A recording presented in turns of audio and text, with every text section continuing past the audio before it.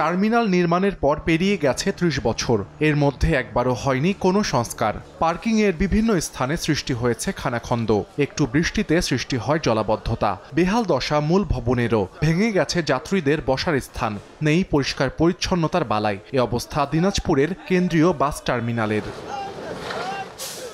খানাখন্দে ভরা টার্মিনাল যাত্রী ওঠানামার জন্য উপযুক্ত না হওয়ায় মহাসড়কেই পার্কিং করা হচ্ছে বাস। এতে প্রায় ঘটছে দুর্ঘটনা। ভাঙ্গাখুড়া পানি জমে থাকে, ময়লা আবর্জনা, চতুর্পাশে যা আছে। টার্মিনাল না কি জিনিস, তো এখানে দেখতেছি বসা যায় না, কোনো কিছু নাই, নোংরা আবর্জনা সব কিছু দেখতেছি।